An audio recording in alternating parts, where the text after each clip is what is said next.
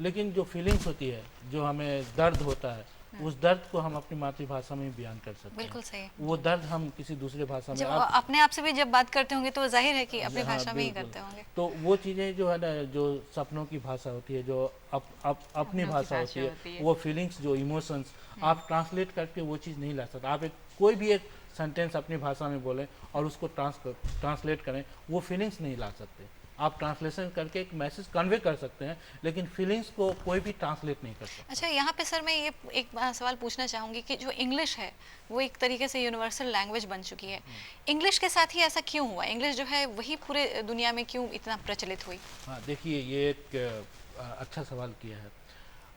आपने सुना होगा कि एक कहावत इंग्लिश में, माइट इज़ राइट।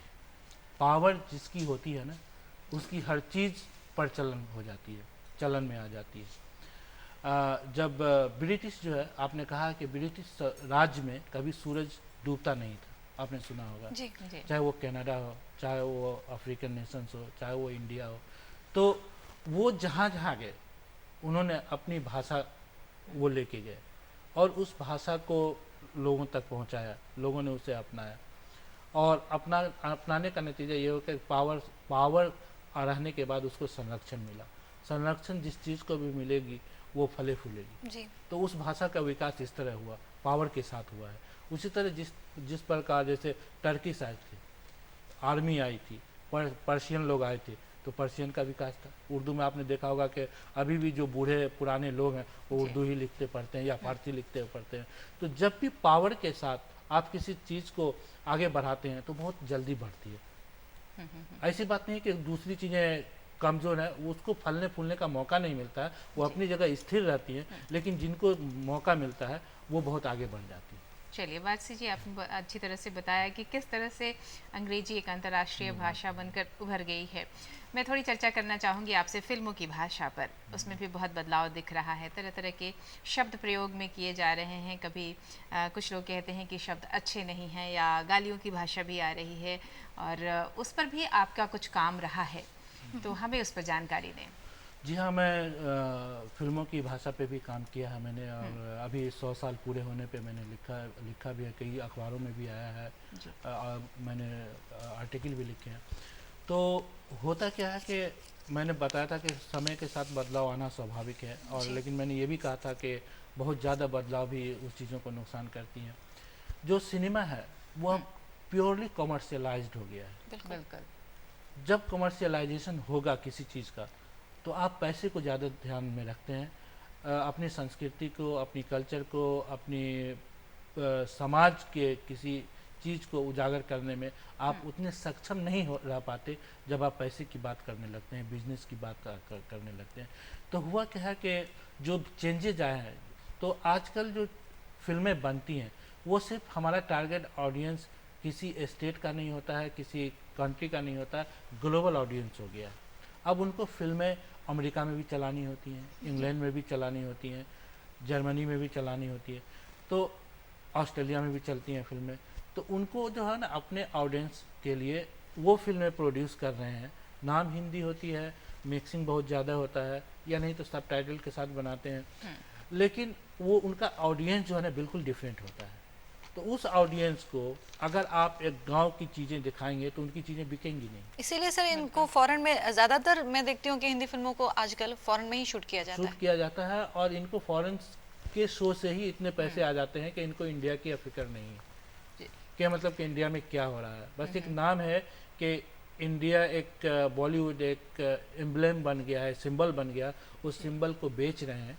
लेकिन बेसिकली जो चेंजेज आए हैं, मैं चेंजेज आना स्वाभाविक है, लेकिन पॉजिटिव चेंजेज आने चाहिए थे। लेकिन जो आपने कहा कि गालियों की प्रवृत्ति आ गई, आप डायलॉग देख लीजिए, कुछ फिल्मों के डायलॉग, मैं नाम लेना नहीं चाहूँगा, लेकिन गाने सुन लें, कभी कुछ गाने हैं ऐसे पूरी हैं, फिल्म में गालियाँ चलती हैं। गालियाँ चलती हैं, और ऐसी गालियाँ जो आप कभी समाज अपने पड़ोस में नहीं सुनी होंगी, वो गालियाँ फिल्मों से आप तक पहुँच जाती हैं। तो ये बदलाव आया, भाषा बोल, ये तो एक कल्चरल लेवल पे है। भाषा के लेवल पे भी भाषा के प्रयोग में जो आप गाली दे रही हैं, इवन आम जो डायलॉग बोली जाती हैं, आप पुराने दिलीप कुमार के डायलॉग सुने, देवानंद के डायलॉग सुने, या आप शोले के डायलॉग सुने, तो उसमें आप अपने भाई के साथ, बहन के साथ फैमिली के परिवारजनों साथ के आप साथ। सिनेमा हॉल में लोग जाते थे, अच्छा, फिल्में देखते थे। उसमें एक मतलब भी निकलता था, मतलब हाँ। एक आर्टिकुलेशन रहता था। बिल्कुल। जैसे पहले के गानों को अगर हम देखें तो उनमें उनके शब्द हमारे दिमाग में अगर हम एक बार सुन लेते हैं तो वो याद हो जाता याद है। हो जाता है। और आजकल के शब्दों के पहले तो मतलब नहीं समझ में आते हैं कई, और गानों का याद होना तो संभावना ही नहीं है हाँ, उसकी। बिल्कुल पॉसिबल नहीं है। जी। आप ये देखिए कि आज जिस गाने को आप सुन रही हैं कल आपको याद नहीं रहेगा, लेकिन पुराने गाने जो है ना, आज भी बहुत सारे ऐसे गाने होंगे जो आपको जरूर दो चार गाने याद होंगे, दो चार बिल्कुल, गानों के बहुत बोल सारे याद गाने याद होंगे। हैं जी। एक बात बोल रहा हूँ जी। मैं, तो वो चीज वो इम्पैक्ट जो है वो धीरे धीरे इम्पैक्ट कम होता जा रहा है। आज हम शॉर्ट टर्म चीज़ें ज़्यादा करने लगे हैं। हमें लगता है कि हमें शॉर्ट टर्म सक्सेस मिल जाए फ़ौरन, तो वो चीज़ें जो होती है ना, लेकिन सिनेमा इसलिए इम्पोर्टेंट है ना कि सिनेमा या मीडिया ये दोनों समाज का एक आईना होता है। बिल्कुल। बिल्कुल। तो और जो प्रभावित जो भी करता है प्रभावित वारसी जी। एग्जैक्टली रिफ्लेक्ट करता है कि हमारे समाज में क्या हो रहा है। तो जो चीज़ें पहले फॉरेन में अट्रैक्ट करती थी कि इंडिया ऐसा है, इंडिया ऐसा है, जो लोग आते थे देखते थे, अब उन्हें लगता है कि जो चीज़ें हम न्यूयॉर्क के किसी स्ट्रीट पर हम देख रहे हैं वही हम दिल्ली के स्ट्रीट पे देख रहे हैं, कोई डिफरेंट नहीं है। India is not as different as is use to be. तो वो चीज़ें जो है ना, बदलाव जो है ना बहुत ज़्यादा होने लगी हैं। तो वो सिर्फ इसलिए कि कॉरपोरेट सेक्टर जब से इन्फ्लुएंस किया है और जब से कमर्शियलाइजेशन बढ़ा है, तो वहाँ पे चीज़ें की जो ओरिजिनल जो है वो धीरे धीरे कम होती जा रही हैं। जी वारसी जी, आपसे मैं आपके अनुभव को थोड़ा शेयर करूंगी अभी। आप जब पढ़ाते हैं, अपनी क्लासेस लेते हैं, तो वहाँ का अनुभव कैसा रहता है? आप भाषा विज्ञान की चर्चा करते हैं, आप साउथ एशियन लैंग्वेजेस की बातें करते हैं, तो वहाँ का अनुभव हमारे साथ शेयर करिए। देखिए वहाँ वहाँ जो है ना प्रोफेशनलिज्म बहुत ज़्यादा है, बहुत ज़्यादा है, इन द सेंस के वहाँ पे ये नहीं होता है कि जो सिस्टम है जो हमारी अपनी नहीं है, अंग्रेज़ों का दिया हुआ है। जो दो चीज़ें हैं ब्रिटिश में और अमेरिकन में फ़र्क है। ब्रिटिश खुशामद पसंदी जो होती है ना, जिसको वो होती है, उसको वो प्रीफर करते हैं, खुशामद करना जो होता है ना कि सर ये कर दीजिए, लेकिन अमेरिकन उसको नहीं पसंद करते हैं। ये दोनों में फ़र्क है। अच्छा, सुप्रीमेसी की हमेशा से बात होती है कि हम सुपर हैं, ये कौन है। तो जो चीज़ें वहाँ होती हैं वहाँ प्रोफेशनलिज्म बहुत ज़्यादा है, कार्यशैली बहुत अच्छी है। जब हम पढ़ाते हैं तो हमें लगता है कि हम क्लास में पढ़ा रहे हैं, लोग अच्छे से समझ रहे हैं। जो फ़र्क है वो ये है कि उसको अगर टेबल पे स्टूडेंट को पैर रख के बैठ के क्लास में पढ़ना चाहे तो आप उसको कुछ बोल नहीं सकते हैं। जी, कोई नाश्ता कर रहा है क्लास में, आप उसको कुछ बोल नहीं सकती। कोई अनलेस अनटिल कि आप पूरे क्लास को डिस्टर्ब वो कर रहा हो, लेकिन वो कोई कुछ पहन के आ रहा है, आप उस पर क्वेश्चन नहीं कर सकती। वहाँ का कंसेप्ट ये है कि स्टूडेंट अपने कन्वीनियंट के हिसाब से जो चीज़ उसको समझ में आ रहा है वही करेगा। आप उस पर आप हो सकता है आपने कहा कि पैर टेबल से नीचे करके बैठो, अब उसका ध्यान पैर पे है, समझने पे नहीं है, तो you are responsible for that. मतलब अच्छा अच्छा। तो आप उसको जिस अंदाज में भी हो, आपका काम है आपको पढ़ाना, आप पढ़ाइए। वो तो शुरू में मैं एक कहानी बता दूं अगर समय है तो मैं जी, बता जी संक्षेप में बताया जाए। मैं हाँ बिल्कुल, मैं यूनिवर्सिटी ऑफ मिशिगन से अपना कैरियर शुरू किया था। वहाँ एक स्टूडेंट था, मैं पहली साल में वहाँ पढ़ा रहा था और ये सोच के गया था कि 1 साल का मुझे अपॉइंटमेंट मिला था कि 1 साल में मुझे वापस आना है, अगर मेरा रिव्यू अच्छा हुआ तो आगे भी एक्सटेंशन मिलेगा। ये सोच के मैं सेशनल्स वगैरह में जो टेस्ट होते थे उसमें मार्क्स ज़्यादा देता था। जैसे किसी को 15 का टेस्ट लिया है तो मैं किसी को 12 आ रहा 13 कर दिया। तो वहाँ पे ये होता है कि आपको बताना पड़ता है कि आपने क्यों काटा है और क्यों दिया है। तो एक लड़की मेरे ऑफिस आवर्स में आ गई ही, बोली कि मुझे 13 नंबर क्यों मिला है। तो अच्छा, क्लास में मैं बता चुका था कि मैं नया हूँ और मुझे अभी समझने में, सिस्टम समझने में प्रॉब्लम होता है, तो इसलिए आई नीड योर कोऑपरेशन, मुझे कोऑपरेशन की। तो ये आप बोल देंगे ना कोई चीज़ तो वो लोग बहुत कोऑपरेट करते हैं। नहीं बोल के अगर कोई चीज़ गलत पढ़ा दिया और उनको बाद में पता चला तो आपकी क्रेडिबिलिटी बिल्कुल ख़त्म हो जाती है। वो लोग गलत नहीं समझना चाहते।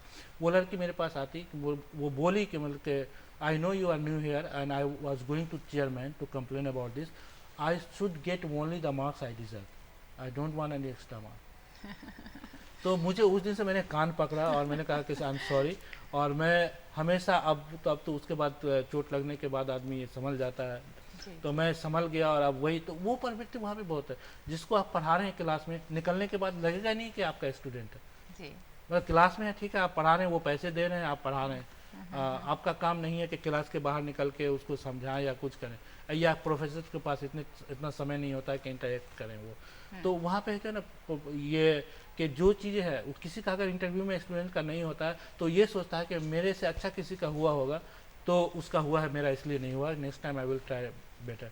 लेकिन हमारे अंदर क्या है कि हम इंटरव्यू में नहीं होता है तो ब्लेम करते हैं अपने को नहीं कि उसका कोई पैरवी होगा, उसके कुछ चीज़ें होंगी तो इसलिए हो गया होगा। तो ये बहुत सुंदर प्रवृत्ति सोच घटनाएं में आपने है। हमें बताई वारसी जी। एक चीज़ और हमें ज़रूर बताइए कि अगर एमजे वारसी भाषा विज्ञान में नहीं होते तो कहाँ होते? हाँ, तो मैं किसी स्कूल में टीचर जी। होता यही टीचर ही होता। जी जी। लेकिन मैंने कभी नहीं सोचा था कि मैं इतना दूर तक जाऊंगा। ये भी एक सही है कि सही समय पे सही गाइडेंस अगर मिले और सही फैसला लेते चले जाएं तो आपको एक्स्ट्रा ऑर्डिनरी इंटेलिजेंट होने की ज़रूरत नहीं। मैं एक गांव से चला था, एक एवरेज स्टूडेंट था, और तो मेरा एक्सपीरियंस है कि आपको एक्स्ट्रा ऑर्डिनरी ब्रिलियंट होने की आवश्यकता नहीं। आप अपनी मेहनत से अपने करियर को बदल सकते हैं, अपने लिए अच्छा रास्ता बना सकते हैं, और वो सारा कुछ डिपेंड करता है कि सही समय पे सही फैसला लेना, उससे आगे कुछ नहीं है। बिल्कुल। हम बिल्कुल अपने सही। अतिथि को धन्यवाद दें अनुजा। हाँ हाँ बिल्कुल सर, आप हमारे प्रोग्राम में आए, इतनी अच्छी बात हुई, 1 घंटा कैसे निकल गया हाँ, पता ही हाँ। नहीं चला, और उम्मीद है कि जी। दर्शकों को भी हमारी ये बातचीत बहुत अच्छी लगी होगी। आपका बहुत बहुत धन्यवाद वारसी जी। मुझे मौका देने के लिए बहुत बहुत शुक्रिया आप लोगों का, मुझे अच्छा लगा। जी, आ, बहुत बहुत Thank you. धन्यवाद Thank you, आपका। और दर्शकों, आज हमने आपकी मुलाकात करवाई एक प्रतिभावान व्यक्तित्व से, श्री एमजे वारसी जी से, और उनसे जानकारियाँ ली भाषा विज्ञान के बारे में। दर्शकों, ये जो हमारी बोलचाल की भाषा है ना, इसके अलावे भी एक भाषा होती है, और वो होती है दिल की भाषा, मानवता की भाषा, जिसे बोलने की ज़रूरत नहीं होती, जिसे आप महसूस कर सकते हैं। एक लड़की नंदिनी, जिसने एड्स पीड़ितों के दुख दर्द को समझा है और उनके लिए काम करती है, उसी पर आधारित है हमारी आज की ये डॉक्यूमेंट्री, एक छोटी सी आशा, नंदिनी। आइए देखते हैं।